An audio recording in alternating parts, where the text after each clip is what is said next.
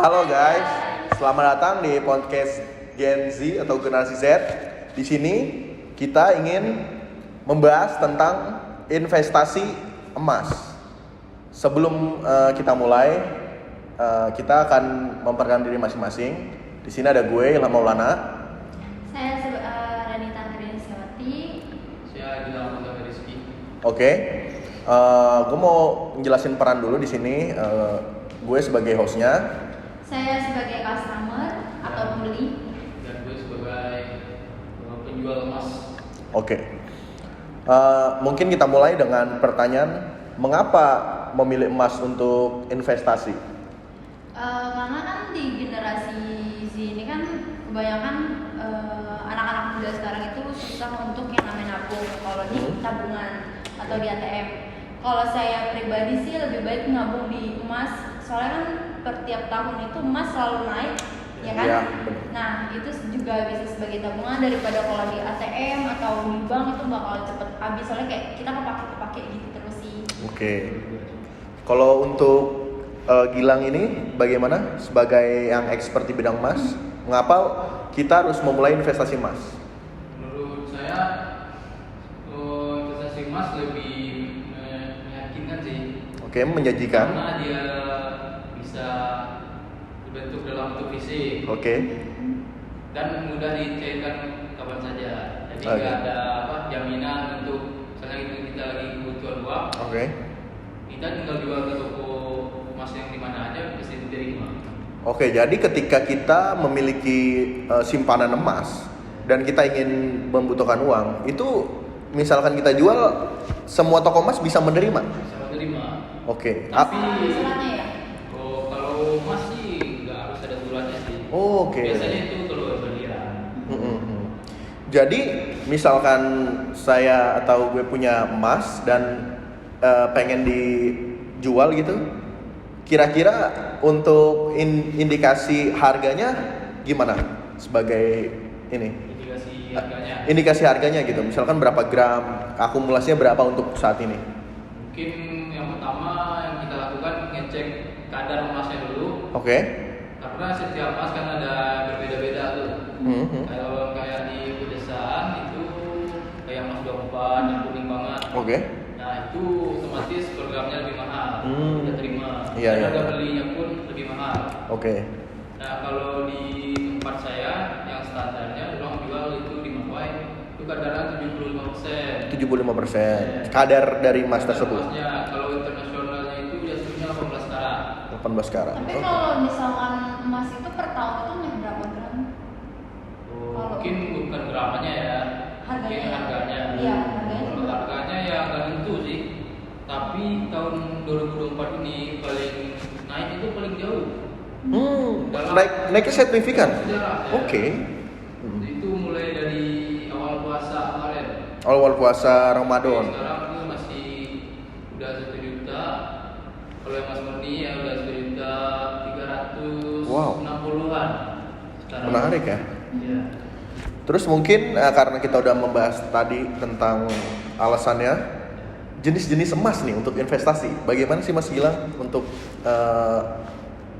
mungkin Renita dulu ya. Bagaimana menurut Anda jenis-jenis emas yang bisa diinvestasi? Mungkin dari sebagian, kalau cewek kan biasanya kalau nabung tuh kalau enggak kalung, cincin, gelang ya kan. Oke. Ya kebanyakan sih seperti itu, karena kan saya juga kalau nabung tuh ya palingan belinya cincin atau gelang atau kalung gitu sih. Oke. Jadi lebih ke perhiasan nih konteksnya. Ya, Ya. perhiasan. Karena untuk nggak tahu ya, untuk gue sendiri kan taunya kalau emas itu lebih worth it mungkin yang emas batangan. Tapi gimana nih kita pendapat dari yang expert nih, Mas Gilang? Betul sih Mas Ilham. Karena ya emas batangan dengan emas perhiasan, ongkos bikinnya itu lebih mahal emas perhiasan. Oke. Jadi kalau disaranin buat investasi mungkin lebih ke logam mulianya. Oke, logam Karena mulia. ongkosnya pun nggak terlalu mahal. Jadi kan kalau beli kan butuh ongkos. Dan Oke. kalau dijual lagi ongkosnya itu hilang. Jadi yang diterima harga emasnya doang. Oke, jasa untuk membuat itu. Ya. Oh ya, paham. Karena di setiap pabrik itu pasti ada ongkosnya. Kita Kita pun beli kayak salesnya juga kayak Oke. gitu, dongkosnya. Tapi kayaknya kalau kebanyakan tuh cewek lebih ke perhiasan sih. Oke. Cuman ada juga yang emas batangan ya. Hmm. Karena kan kalau perhiasan itu mereka sering dipakai kayak untuk berpergian tuh juga bisa, Oh, kayak iya. aksesoris lah. Hmm.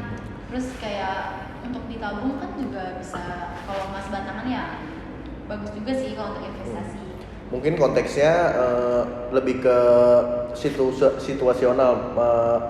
Mungkin ke hobi juga bisa nggak sih, kayak hobi punya perhiasan Iya. seperti itu. Iya, bisa. Tapi untuk Mas Gilang sendiri itu jenis-jenisnya tadi apa ya? Maksudnya bisa dijabarkan nggak? Maksudnya untuk jenis-jenis emas?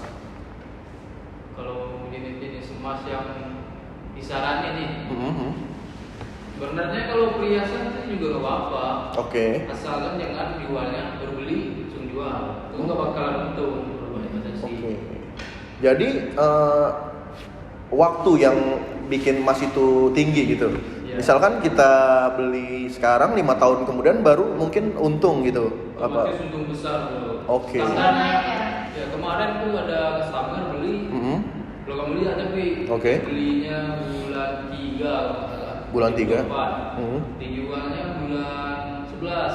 Oke. Itu udah untung berapa persen ya? Mungkin 50% ada. 50%. Gede ya? Wow, sangat. Pecahnya gede. Dia pecahnya belinya ya 100 gram. Oh, wow. Worth it sih, maksudnya kayak Iya. dalam bukan hitungan tahun loh ini ya, bulan ya. Ini karena seperti yang saya bilang tadi, tahun Mhm. ini mas naiknya tinggi. Oke. Makanya dia terasa kenaikannya pada tahun ini. Jadi balik lagi mungkin gimana kitanya melihat harga pasar di pasar gitu ya berarti ya. Ini harga pasar. Oke.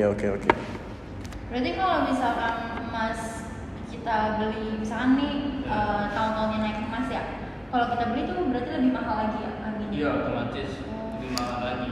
Oke. Mungkin sekarang kita masuk ya ke segmen berikutnya.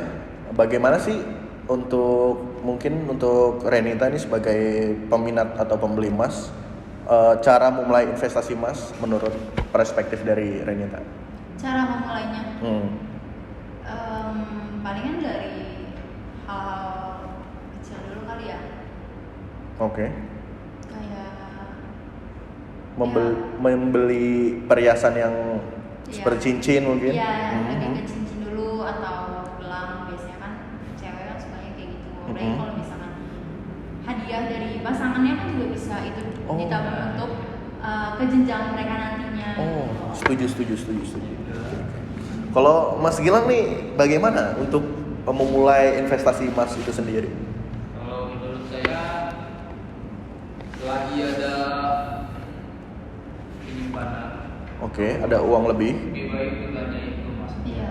Walaupun 1 gram ya lumayan. Oke. Tapi kalau saya saranin langsung ke 5 gram aja. Hmm. Soalnya kalau kamu lihat Oke. pecahnya makin kecil, programnya lebih mahal. Hmm. Kayak 1 gram tuh misalnya hari ini 1 juta, Oke. 100-an. Mhm. Nah kalau 5 gram tuh bisa 1.500-an. Wow. Nah otomatis kan lebih menang yang 5 gram kita Mhm. buat ini investasi. Dan Mas Gilang sendiri pernah tahu nggak emas digital itu apa? Apa ada fenomena emas digital itu? Kalau emas digital sih mungkin investasi kayak ini ya, Bitcoin ya. Oke. Nah, koin juga ada sih orang main. Berarti kan Mas Gilang nih kerja di toko emas kan? Oke. Itu hanya menerima bentuk fisik emas, belum yang digital seperti yang ada saat ini. Oh, ya belum. Hanya- Kita masih fokus ke fisik. Ke fisik. Itu jarang ya, soalnya jarang dengar juga sih kalau ada emas Digital. digital. Ya. Karena baru-baru juga sih. Oh iya, mungkin ya berapa tahun belakangan ini kan. Soalnya mungkin lebih ke ya mungkin tadi kayak saham atau kripto gitu ya. Masuknya itu sih. Dan mungkin gimana sih saya mau nanya Mas Gilang lagi, bagaimana sih cara membedakan emas yang asli dan yang palsu gitu? Mungkin bisa tanpa menggunakan alat atau bagaimana Mas Gilang? Nah, ini menarik juga sih Mas Ilham. Oke. Karena kalau orang awam tuh kadang banyak yang tertipu kan. Iya. Tapi ada teknik dasar-dasarnya sih sebenarnya. Oh, oke. Yang selama saya pelajari ya. Yang pertama itu kalau emas dipegang, dia ada banyak kayak di ini tuh berasa. Oh, berat. Masanya Oke, masanya berat, siap. Terus yang kedua pas dicium dia nggak ada baunya. Oh, nggak kayak bau logam uang koin gitu. Oke. Kayak nggak ada bau karat ya. Ya nggak ada. Kalau Oke. emas tuh nggak ada baunya. Terus mungkin untuk Renita sendiri pernah nggak beli emas yang KW atau tertipu gitu? Enggak sih untuk saat ini karena kan kalau saya pun pribadi ya kalau lebih beli emas tuh paling di toko emas ya langsung sih daripada kayak di online tuh nggak percaya juga Oke, sih. Bapak. Kan banyak penipuan sekarang. Punya Iya.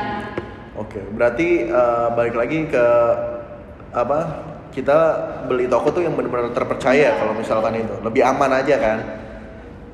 Nah terus ada nggak sih mungkin tips sukses untuk investasi emas untuk sebagai pembeli Mbak Renita sendiri tips sukses untuk dalam investasi emas gitu. Tim suksesnya? Tips suksesnya ya. Tim sukses. Kan dengan kita investasi emas itu kan pastinya kan tabungan kita di situ kan. Nah itu bakal jadi bekal kita nanti kalau misalkan kita lagi butuh sesuatu misalnya kita lagi kena musibah atau apa. Oke. Itu kan kita bisa menjual emas itu sebagai apa sih pegangan kita lah istilahnya. Nah mungkin juga dari Mas Gilang gimana nih untuk tips dan caranya untuk dalam investasi emas? Kalau menurut saya sih, kalau misalnya kita investasi emas, kalau benar-benar nggak mepet, mending dengan dijual dulu. Oke. Jangan aja dulu sampai benar-benar nggak tahu. Nggak ada opsi lain nih. Oh berarti emas sih. Sorry, berarti jual emas tuh opsi terakhir justru. Kalau misalkan emang kita lagi butuh. Ya, banyak Iya orang harus sih, ya. sih. Oke. Banyak orang tuh kadang warisan tuh. Oh, iya, dari orang tua. Jual ke toko. Karena saking ininya. Saking butuh duit ya mungkin ya, saking BU tuh biasanya orang-orang. Anak sekolah tuh. Asal jangan perhiasan pernikahan aja sih. Oh, mungkin kalau itu kan menyangkut sakral sih. Maksudnya, Pernikahan. iya kalau kita jual juga mungkin untuk dijual juga nggak worth it dengan iya kayak jangan sih kalau itu jangan sampai sih. Karena kita selagi masih muda ya perbanyak deh yang namanya kita investasi dari emas atau logam mulia tuh itu bisa bekal buat kita Iya, nanti sih benar. ke depannya. Oke. Berarti emang di sini untuk emas sendiri, misalnya di Indonesia masih worth it untuk itu ya. Tapi kalau di luar negeri gimana Mas Gilang untuk emas itu sendiri? Kalau Tahu nggak di tuh? luar negeri, Nah, banyak kan sih yang bersama sih mas. yang bersama. Tapi mungkinan di sana kalau perhiasan ya kadarnya mungkin banyak yang muda. Oke. Kalau artian dalam muda itu kadar emas itu di bawah 70% lah. Jadi ada orang tuh kesana beli di luar negeri terus dijual di sini. Itu waktu itu kadarnya paling 30%. Oh, sangat rendah ya. Berarti Itu otomatis harga produknya lebih murah. oke. Berarti untuk pasar luar nih ya, kayak mungkin lebih rendah gitu. Kalau perhiasannya, tapi Oh, kalau kalau- emas batangan mungkin hampir sama. Oke. 99,9%. Gitu. Tapi kalian tahu nggak sih, maksudnya emas itu bisa digadai kan? Bisa. Emas tuh bisa digadai. Oke. Asal ada suratnya kan ya. Iya. Ada suratnya. Oke, mengenai surat nih, saya tanya Mas Gilang lagi. Bagaimana sih cara untuk mendapatkan paper atau suratnya itu loh? Maksudnya harus diterbitin sama tokonya atau gimana Mas Gilang? Kalau surat atau invoice-nya, Oke, ya mungkin invoice bahasa. mungkin kalau itu kalau pas beli sih, Pas beli. perhiasan atau ya, otomatis kita udah bikin langsung. Oke. Jadi kayak mungkin kayak struknya gitu ya. Soalnya di struknya itu kan juga digambarkan kan sesuai apa yang mas kita beli. Detail sih mas, ada Oke. gramanya, ada kadarnya, sama harganya. Terus kadang di toko, nggak setiap toko sama sih, kadang di toko lain itu ada potongan. Ada potongan. Nah, Oke. Contohnya belinya 2 juta, Hmm. dipotong 15% kalau buyback lagi jual kembali. Hmm. Gitu. Oke, Kalau buyback di- ya. ya, Kalau di toko rata-rata di Jakarta Selatan nih, Hmm. ikutin harga emas. Jadi kalau masih naik, otomatis pas dia jual lagi, ikut naik. Oke, siap. Jadi nggak terlalu terpatokan pada potongan yang tadi. Jadi Iya. lebih worth lah, lebih aman.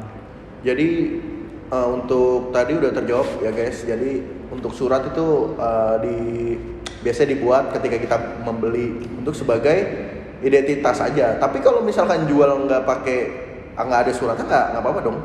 Tadi Apa aja bisa diterima. bisa diterima. Berarti ketika dicek dulu. Dicek dulu. Oh, Nah, oke. ini tadi belum saya sampaikan kalau Oke. cek di toko secara detail nih. Mhm. Itu digosok sama batu kayak batu kali sih. Oke. Digosok terus dikasih air zat kimia. Oke. Nah, di pas itu ketahuan tuh kalau emas dia nggak bakal hilang, masih air keras. Oke. Kalau bukan emas ya otomatis langsung hilang. Siap. Tapi ada beberapa toko emas yang nggak nerima untuk dijual kalau nggak ada suratnya kan? Tidak Oh, juga. ada juga. Ada. Situ. Oke. Beberapa sih. Ada juga sih. Dia nggak mau terima balik. Gitu. Soalnya kalau nih orang belinya di toko ini ya dia harus kalau mau jual harus toko ini juga jadi harus ada suratnya gitu. Oke. Ya, mending ke tokonya lagi sebenarnya. Iya. Apalagi kalau perhiasannya pakai mata-mata. Oh, Kalau pakai jual- permata gitu? Nah, kalau jual ke toko lain otomatis berat matanya dikurangin. Nah, Iya. jadi rugi dong. Kenapa Misalnya, sama? ya, misalnya beratnya 5 gram, dikurangin berat matanya sekitar 0,5 gram kan, 0,5 gram, jadi 1,5 gram, rugi setengah gram. Lumayan tuh ya, maksudnya kok. Jadi kalau bisa berarti kita beli di yang toko yang itu, jual juga di toko itu. Iya. Oke. Lagi, Soalnya kan dia tahu ininya kan ya, mas-masnya. masnya juga hafal. Iya. Apalagi udah langganan. Oke, mungkin podcastnya sampai di sini aja guys. Atau sebelum kita tutup, mungkin ada pesan dari Mbak Renita untuk peminat atau pembeli emas. Ya pesan saya sih cuman itu sih, selagi masih muda ya, investasi emas tuh jangka panjang sih. Terus juga itu kan dia bisa sebagai aksesoris untuk mempercantik diri wanita juga kan. Oke. Pesan saya itu aja sih, perbanyak investasi. Kalau Mas Gilang sendiri gimana nih? Ya, Untuk menurut saya jangan terlalu mikir-mikir panjang sih. Kalau ada simpanan langsung belikan emas. beli emas aja. Ya. Itu nggak bakalan nyesal seumur hidup. Betul. Jadi pada beli kayak aksesoris lain, Oke, dijual oke. harganya turunan jauh. Benar-benar. Emas kan. Iya. Nah, itu sih. Oke guys, mungkin sekian dari kami podcast Generasi Z. Kurang lebihnya mohon maaf. Ditunggu lagi podcast berikutnya. Bye. Bye.